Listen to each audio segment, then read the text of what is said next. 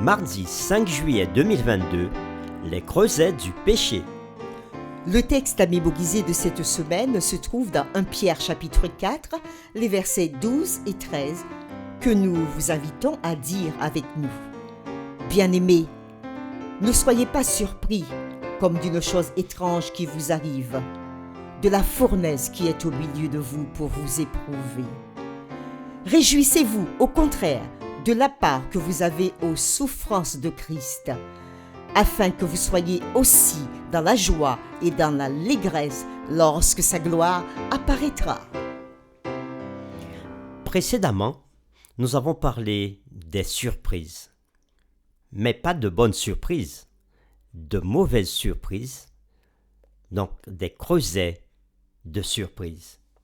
Effectivement, il nous arrive des choses inattendues dans la vie, comme un accident de la route, ou encore la perte d'un emploi, ou une maladie qui arrive brusquement et qui nous frappe, ou encore la trahison d'un ami cher.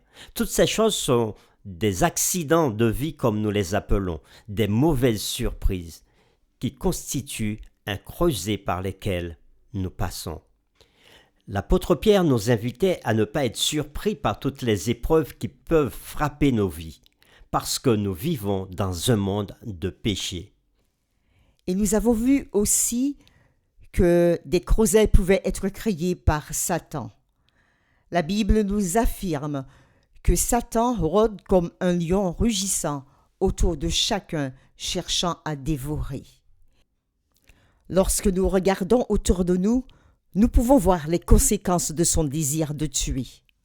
La mort, la souffrance, la déformation et la perversion de la morale et des mœurs sont partout. Mais la Bible nous dit que c'est un être réel et non imaginaire, et que nous n'avons pas à avoir peur de Satan, ni de ses agents, ni de toutes les conséquences de tout ce que nous voyons autour de nous. Car Jésus-Christ, le Sauveur, a remporté la victoire à la croix sur Satan pour chacun de nous. Aujourd'hui, nous identifierons les creusets du péché. Et pour le faire, nous vous invitons à lire avec nous Romains chapitre 1er, le verset 18. La colère de Dieu se révèle du ciel contre toute impiété et toute injustice des hommes qui retiennent injustement la vérité captive. Tout ce que nous faisons a une conséquence. Si vous vous tenez au soleil avec la crème glacée, elle fondra certainement. La cause et l'effet vont toujours de pair. Et peu importe à quel point nous voulons désespérément que les choses soient différentes, elles sont les mêmes avec le péché. Il a toujours des conséquences. Dieu n'est pas assis au ciel en méditant sur les choses terribles qui doivent s'abattre sur ceux qui pêchent. Non, le péché lui-même vient avec ses propres conséquences intégrées. C'est-à-dire que les conséquences sont déjà dans le péché. Le problème est que, bien souvent, nous pensons que nous pouvons en quelque sorte déjouer Dieu et pécher sans subir les conséquences. Cela n'arrivera jamais.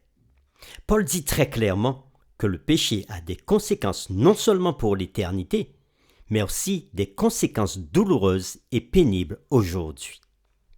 Nous lirons Romains chapitre 1er, les versets 18 à 32, et nous essaierons de comprendre le processus que décrit Paul par lequel les gens tombent dans le péché et les conséquences de ces péchés.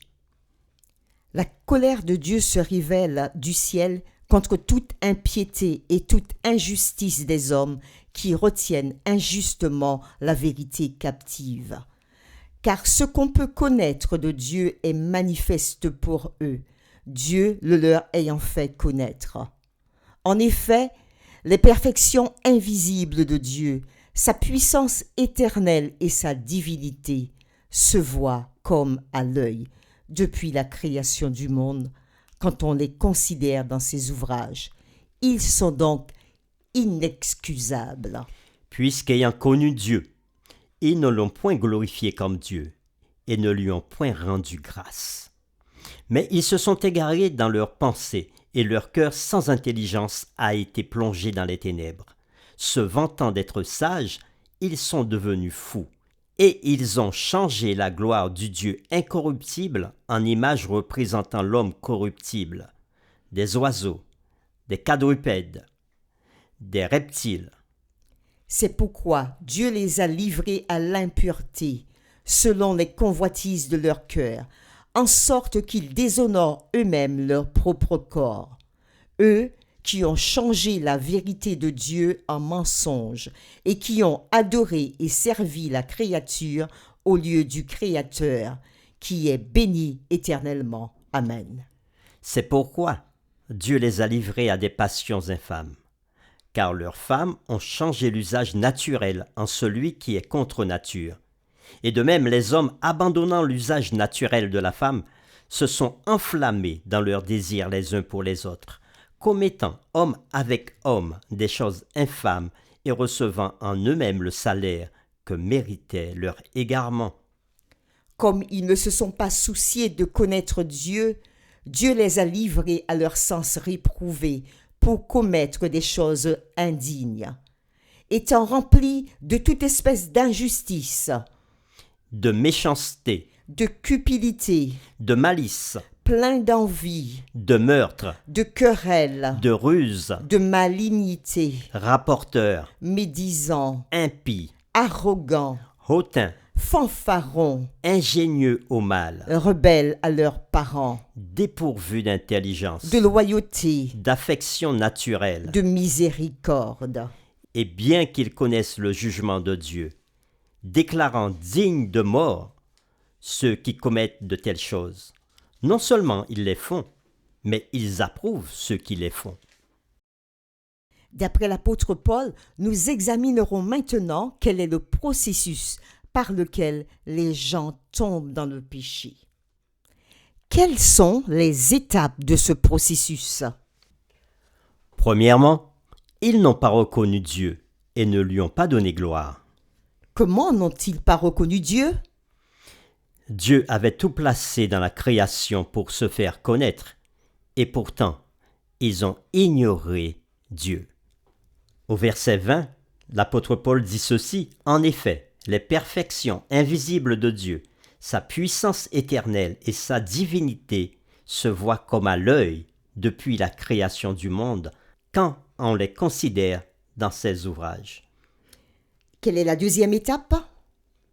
La deuxième étape, c'est qu'ils se sont égarés dans leurs pensées et leur cœur sans intelligence a été plongé dans les ténèbres. Ils se sont donc perdus dans leur ignorance. C'est ce que dit l'apôtre Paul dans le verset 21. La troisième étape, c'est l'orgueil intellectuel qui les a amenés à la folie. C'est ce que dit Paul au verset 22. Se vantant d'être sages, ils sont devenus fous. Nous avons repéré donc 3 étapes dans ce processus. Premièrement, ils n'ont pas reconnu Dieu comme le créateur de l'univers et ne l'ont pas glorifié. Deuxièmement, égarement dans les pensées et dans le cœur. Et troisièmement, orgueil intellectuel. Quelles sont maintenant les conséquences de ce processus? Alors l'une des premières conséquences est l'idolâtrie. Puisqu'ils n'ont pas reconnu Dieu, ils sont tombés dans l'idolâtrie. Comme le dit Paul au verset 23, ils ont changé la gloire du Dieu incorruptible en image représentant l'homme incorruptible. Et l'apôtre Paul va énumérer ici les quadrupèdes et les animaux. Donc l'homme ira jusqu'à adorer les animaux, la nature. Une des deuxièmes conséquences, c'est l'immoralité intellectuelle sous toutes ses formes.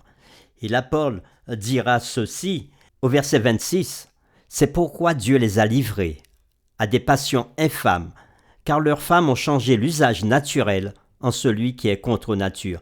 Et de même, les hommes, abandonnant l'usage naturel de la femme, se sont enflammés dans leurs désirs les uns pour les autres, commettant homme avec homme des choses infâmes et recevant en eux-mêmes le salaire que méritait leur égarement. Quelle autre conséquence a-t-on dans ce processus par lequel les gens tombent dans le péché? Paul dira ceci à partir du verset 28. Il va énumérer pas mal de conséquences. Il dira qu'ils sont remplis de toute espèce d'injustice, de méchanceté, de cupidité, de malice, pleins d'envie, de meurtre, de querelles, de ruse, de malignité. Ils sont rapporteurs, médisants, impies, arrogants, hautains, fanfarons, ingénieux au mal, rebelles à leurs parents, dépourvus d'intelligence, de loyauté, d'affection naturelle, de miséricorde. La liste est grande. Processus amenant au péché, processus du péché et toutes ses conséquences. Quand le processus dans lequel on tombe dans le péché est entamé, se contente-t-on seulement d'être dans le mal? Paul explique que ceux qui sont déjà dans le mal vont plus loin. Ils vont approuver les autres qui font le mal, mais ils font quelque chose de plus. Le péché devient comme une science pour eux, et c'est ce que Paul dit, ils sont ingénieux au mal. On apprend aux autres à faire du mal. Et Paul ira même plus loin en disant, non seulement ils font ces choses, mais ils approuvent ceux qui les font. En quelque sorte, ils vont jusqu'à entraîner les autres à faire le mal. Et le mal devient ainsi une science. Dans ce texte que nous venons de lire, pourquoi parle-t-on, l'apôtre Paul parle de la colère de Dieu qui se révèle au verset 18. Il dit aussi, Dieu les a livrés à des passions infâmes au verset 26. Au verset 24, il dit, Dieu les a livrés à l'impudicité. Au verset 28, il dit, Dieu les a livrés à leur sens réprouvé. Oui, dans les versets un peu plus haut, à partir du verset 18, Paul décrit ces conséquences comme la colère de Dieu. La colère de Dieu dans ce passage est simplement le fait que Dieu permette aux humains de récolter ce qu'ils sèment. Même pour les chrétiens, Dieu n'intervient pas toujours immédiatement pour éliminer la douleur qui résulte de nos propres actions. Plusieurs fois, il nous permet de faire l'expérience des conséquences de nos actions, afin que nous comprenions à quel point notre péché est profondément dommageable et offensant. Nous avons examiné les conséquences de la violation des lois morales de Dieu. Mais qu'en est-il du fait d'enfreindre les lois de Dieu de la santé? La Bible nous dit que nos corps sont la maison de Dieu. Si nous abusons de notre corps en ne mangeant pas sainement ou en ne faisant pas d'exercice physique, ou si nous nous surmenons régulièrement, c'est aussi un péché contre Dieu. Et cela a des conséquences qui peuvent créer des conditions d'un creuset. Pour terminer, nous voulons vous laisser avec ces questions personnelles. Dans votre propre vie, comment avez-vous récolté les conséquences immédiates de vos propres péchés? Quelles leçons avez-vous apprises? Quels changements devez-vous apporter pour ne pas revivre des choses similaires? Nous vous invitons à vous joindre avec nous dans cette prière. Seigneur, tu nous as montré dans l'étude de ce jour que le péché est un creuset qui fait souffrir. Souvent, la souffrance vient des conséquences de nos actions. Et c'est parce que nous nous détournons de toi et des principes justes que tu as placés dans la nature et le fonctionnement des humains que nous tombons dans le creuset du péché. Aide-nous à te reconnaître comme Créateur et à te rendre la gloire qui t'est due. Donne-nous de ne pas nous égarer dans nos pensées et nos cœurs et préserve-nous de tout orgueil intellectuel qui mène à la folie. Nous te prions au nom de Jésus. Amen.